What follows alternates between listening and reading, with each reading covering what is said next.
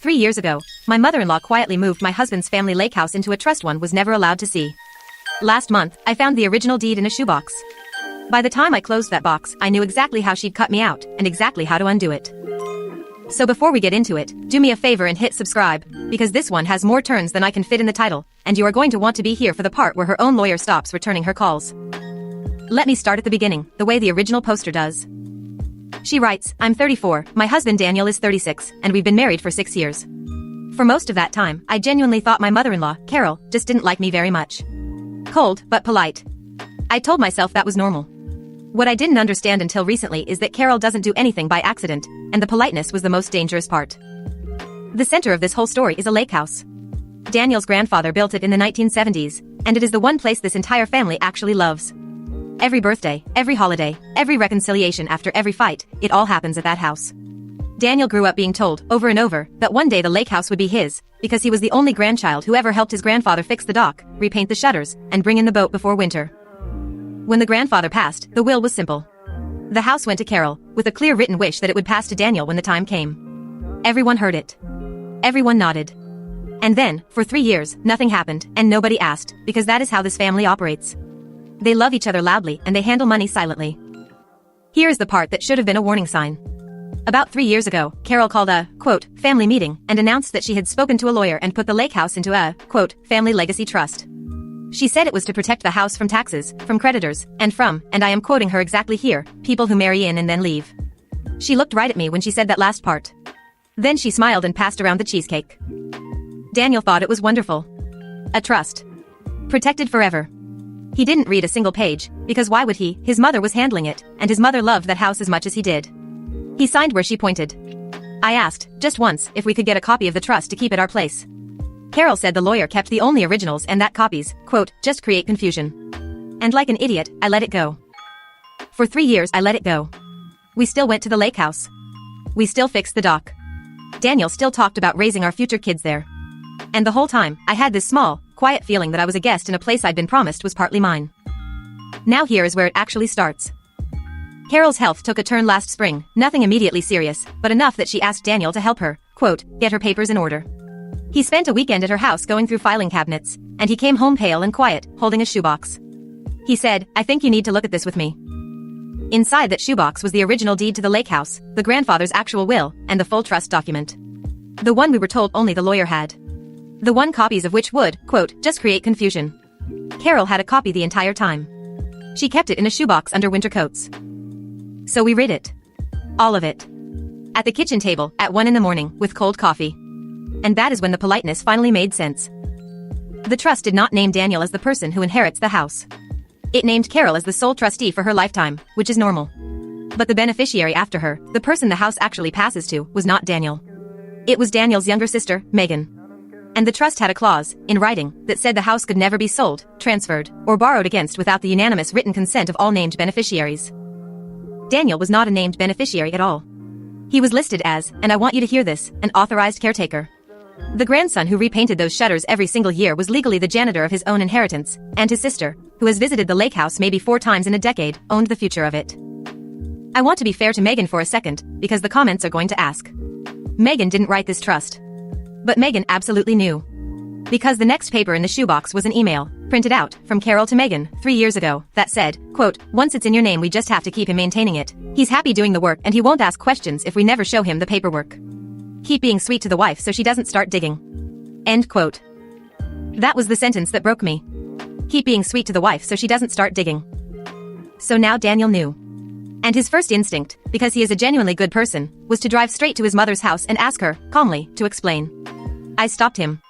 I said, if you walk in there angry and empty-handed, she will cry, she will call you ungrateful, she will say you are being poisoned by your wife, and in 2 weeks nothing will have changed except that now she knows we know.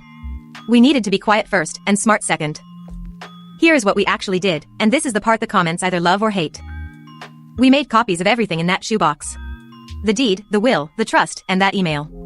Then we put the originals back exactly where we found them, under the winter coats, so Carol would have no idea the box had been touched.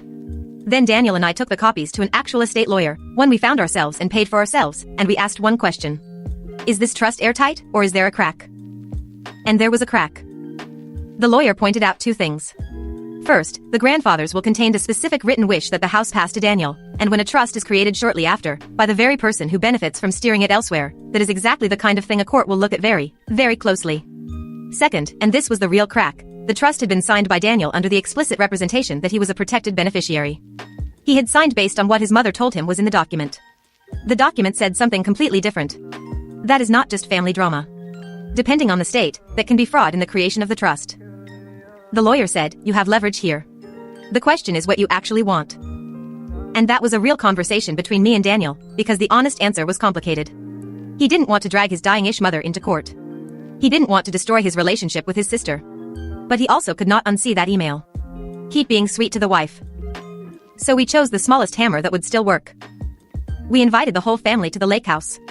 Carol, Megan's husband, a couple of aunts, the people who were at that original cheesecake meeting 3 years ago. We said we wanted to talk about the house's future, about repairs, about a schedule. Carol loved that. She thought she was about to be praised for her, quote, foresight. We had dinner first. We were kind. And then, over coffee, Daniel put a folder on the table. Not angry. Just a folder. And he said, Mom, I read the trust. The real one. And I made some copies. The room went silent. Carol started with her first move exactly like I predicted, the tears, the, how could you go behind my back, the, your wife has changed you. And Daniel let her finish. Then he slid one single piece of paper across the table to his sister. The printed email. And he said, Megan, I think you should read this part out loud, the part about keeping my wife from digging. Megan would not read it. So I did. Calmly. Word for word. To the whole room. To the aunts who had always thought Carol was a saint. Keep being sweet to the wife so she doesn't start digging.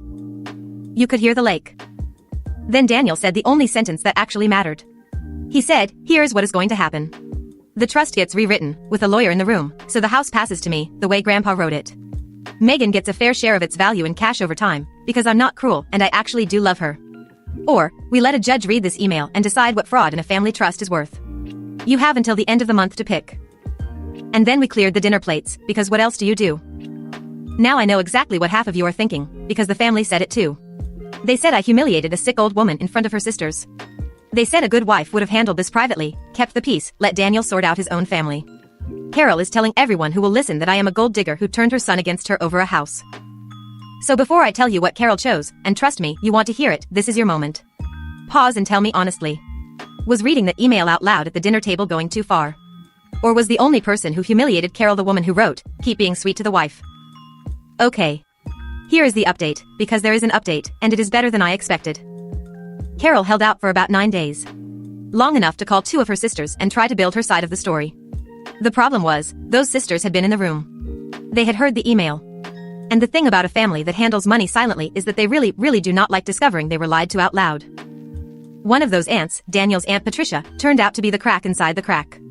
Because Patricia had loaned Carol money toward the lake house roof years ago, on the understanding that the house would go to Daniel, the responsible one. When she realized Carol had quietly redirected the whole house to Megan, Patricia was the one who picked up the phone, not to us, to Carol's lawyer, and asked, on the record, what exactly he had been told when this trust was drawn up.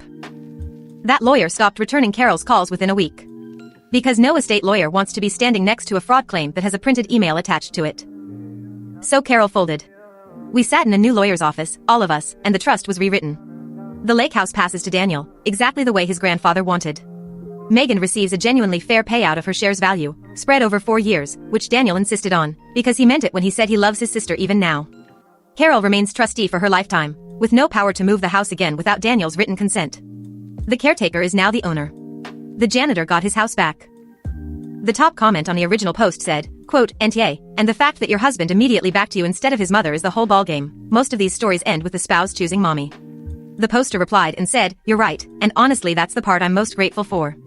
I married the grandson who repainted the shutters. Carol just forgot he also remembers every single thing. So no, I don't think we were the assholes.